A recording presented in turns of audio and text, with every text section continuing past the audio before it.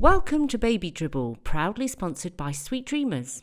Baby Dribble is a fun, friendly and free parenting advice channel. Welcome to another episode of Baby Dribble, and we're really excited because we've got some fabulous news.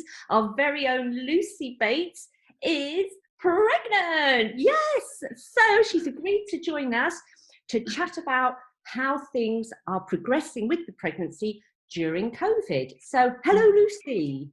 Hello, thank you. Oh, it's been so long since we've done this. I know. Where does the time go? We've been locked away for nearly a year, so it's nice to see your little face again. Thank you. The baby will be here next time, probably. This will be. That's it.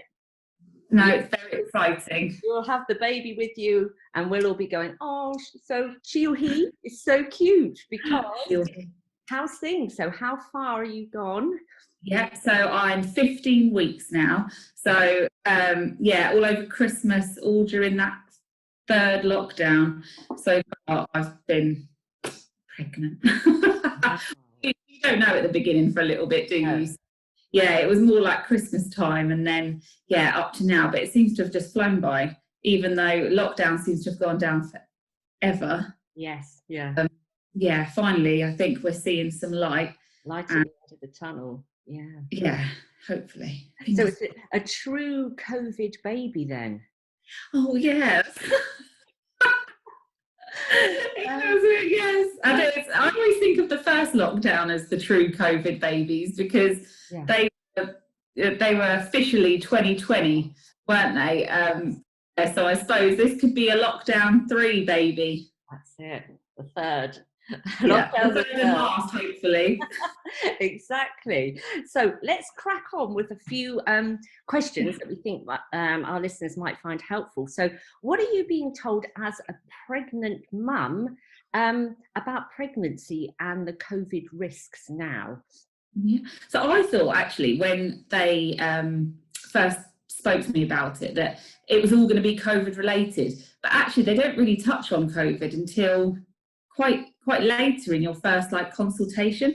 So they basically say that at the moment there's no evidence to say that there's any risk or any more risk to pregnant people, but because pregnant people are vulnerable and susceptible to things maybe like flu and colds, I suppose, they have put pregnant people on the vulnerable list. So there's no risk.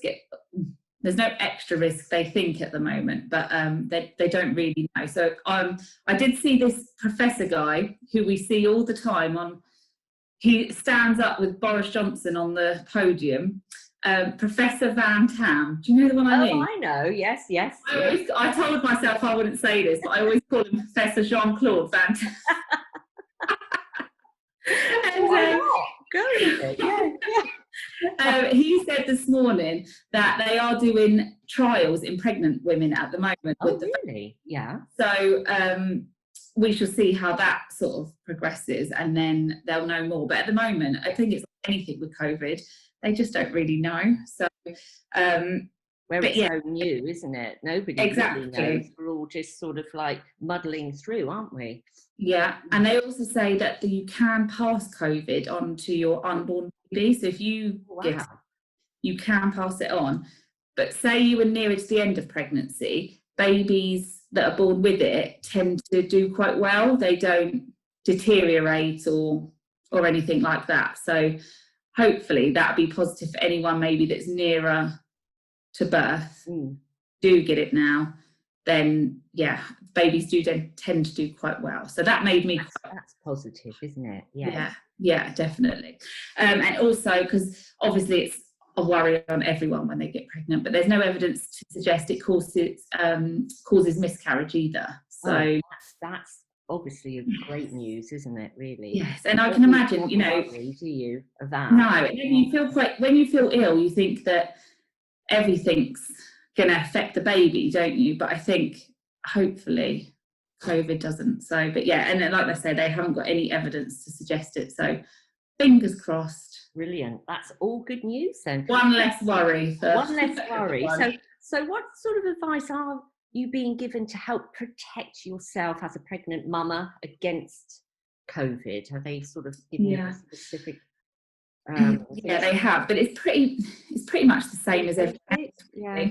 Yeah, so it's basically to wash your hands regularly, which I hope I do anyway.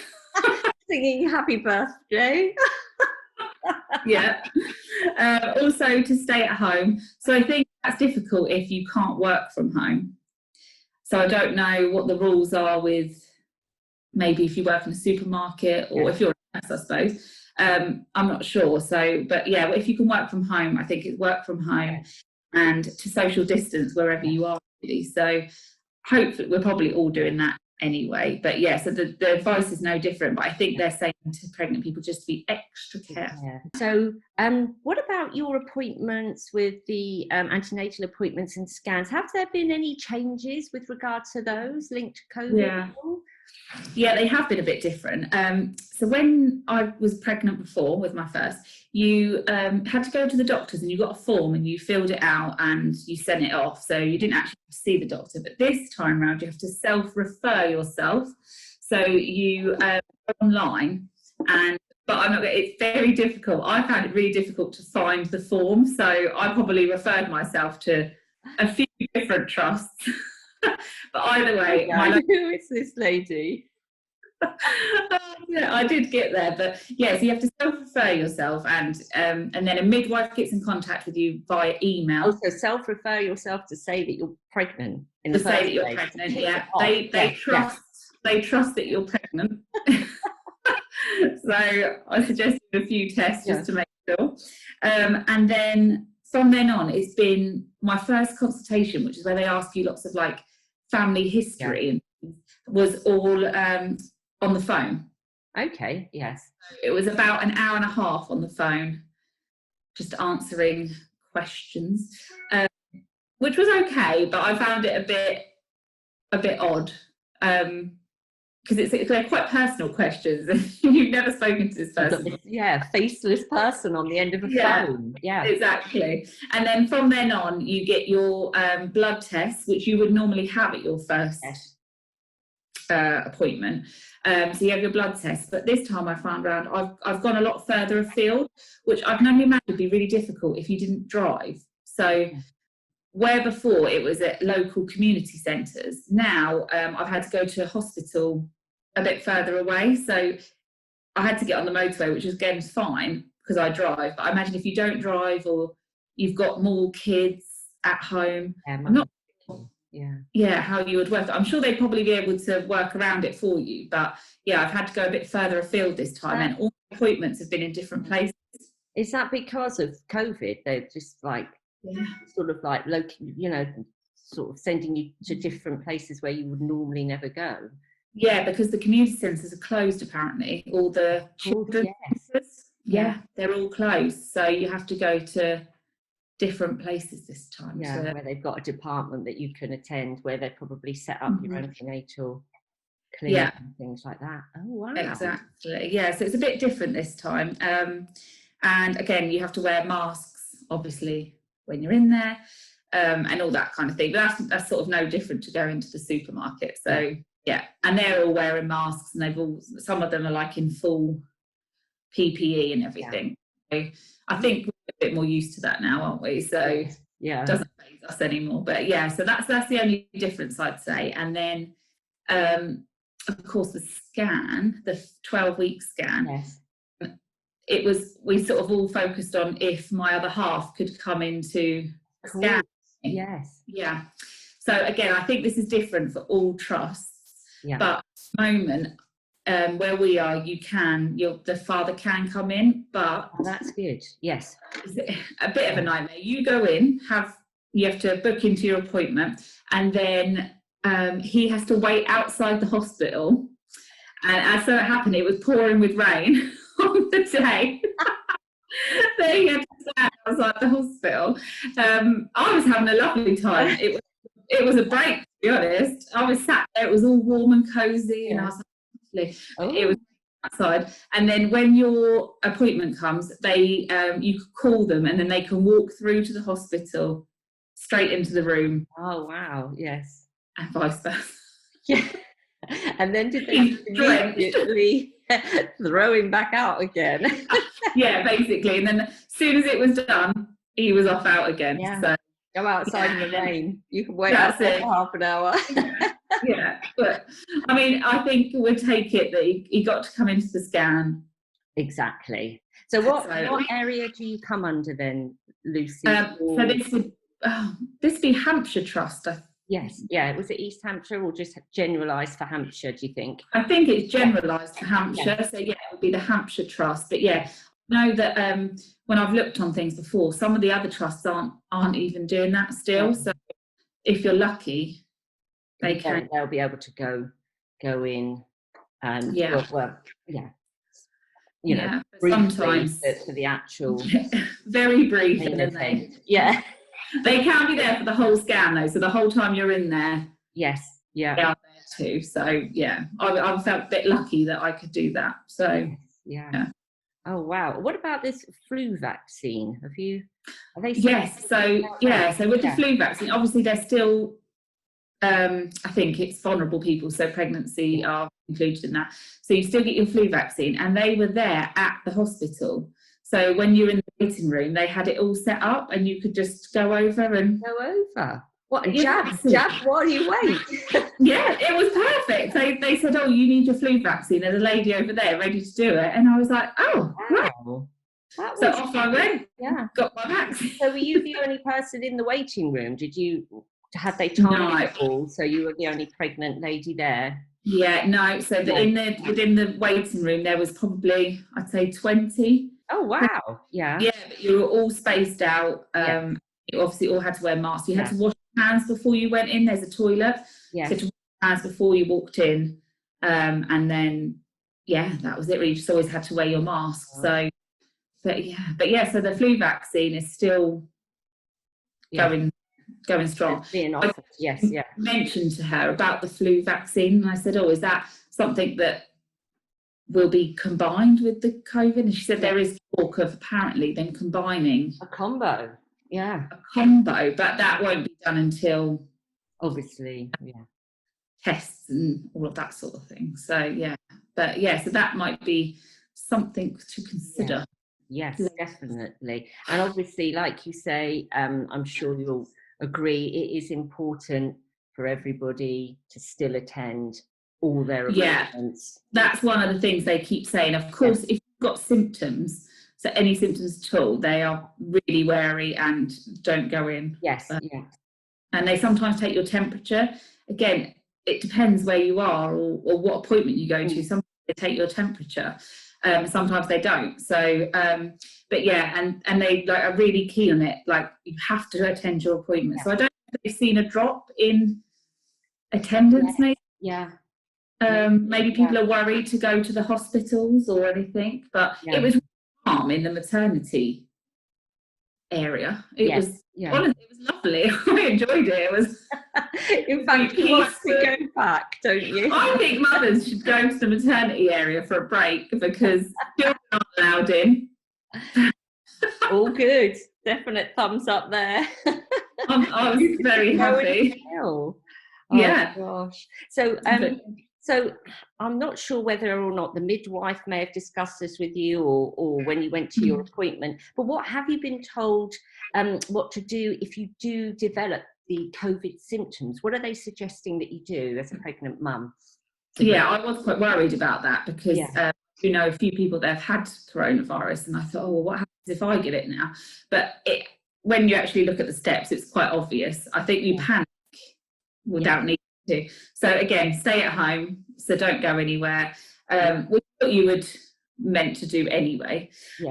Then still book a test. So if you think you've got it, just test somewhere and go and see if you've got it. And then if you have, then you need to speak to a midwife. So they didn't explain the next steps from that. No. But if you do have it, then you need to speak to your midwife. I'm not sure if you'd need any further tests. I don't know. No. So that's all they've said at the moment. But that's all they've said, So if you get it, speak to your midwife. But that is the other thing I'll say, is that I'm not entirely sure who my midwife is at the moment, because I've had about 5 different people So every time I've been to an appointment, they've been a different person, which I'm fine with, but I'm not entirely sure who I would speak to. No. So I suppose I would, if it was me and I did get it now, I would just call the hospital. Is it all on your notes? You know that you get the notes. Yeah, so you've got like a little number to call. Yeah. And I think that's the only person I would know to call, but I don't actually, whereas before I knew my midwife's name. This time I don't know who my midwife is. No. So, because my mum said that back in the day, you used to have your midwife the whole way through. Exactly, the same midwife. Delivered your baby as well, but I bet it's just not the same anymore. You don't person. So it's not like being called the midwife anymore, is it? I'll just call anyone who will listen to me. They'll go, excuse me, who are you? And you've got through to like the reception or something, or the cleaning department at the hospital. That is what you end up doing. You end up going around the circles and speaking to every maternity related ward until you get through to the right person. But eventually you will get through to the right person. And have they actually offered the vaccine yet to you, Lucy, because you're pregnant? No, and they're saying that at the moment pregnant people won't get it. I suppose if I'm 15 weeks, I'm due in August. So unless anything changes drastically soon, I don't think anyone pregnant will get it until after, basically. And actually, Professor Jean-Claude Van Damme, he was saying this morning, this is very recent, so this is up-to-date news that I'm giving. The press, yes. Because apparently some people are a bit worried about starting a family within the next 12 months if they've had the vaccine. Oh, of course, yes. Yeah, they're saying it's affecting. I suppose I can only liken it to that Zika virus. Do you remember the one? Yes, I remember. Yeah, and people are worried about having the vaccine and then having the effects on their for a family. But he's saying that there's no reason to not start trying. But I obviously speak to someone more professional than me. But this is what they were saying. So you shouldn't be worried about it. I can think that it's a little bit like the flu vaccine. I don't know much about vaccines, but if it protects you from it, and then we'll get back to normal and all see our families. So, but yes, no, they're not offering it to you just yet, unfortunately. Okay. So it's been lovely talking to you, Lucy, and thank you for sharing your experiences of the first trimester with us, obviously in this sort of COVID time. So are you happy to pop back online so that absolutely, so I can go through all the other things that happen, because from now on it gets a bit more detailed, so we'll have I'll know more about what's going to happen at the birth, because at the moment nobody of course, it's all a bit best not to think about it. Let's talk about the birth. Let's not talk about that just yet. So when are you actually due again? Is it? So I'm due mid-August. So I'll have a 20-week scan soon as well. So I'll see how it might differ again on that one, so I can come back and talk about it and see and share your experiences, which is great, because it's all new to everybody. So really helpful. Thanks for that, Lucy. And of course, if any of our listeners have got any concerns, then please, the first port of call would be the midwife, if you know who that is, or obviously a medical professional. And if you want to listen back to anything we've said, you can always find all our Baby Dribble content, obviously including this podcast, on our YouTube channel and on our website, which is sweetdreamers.co.uk. So thanks, Lucy, and take care. Bye. Hey guys, really hope you enjoyed this episode of Sweet Dreamers Baby Dribble. If you did, please share and pass it on and let us know what you think.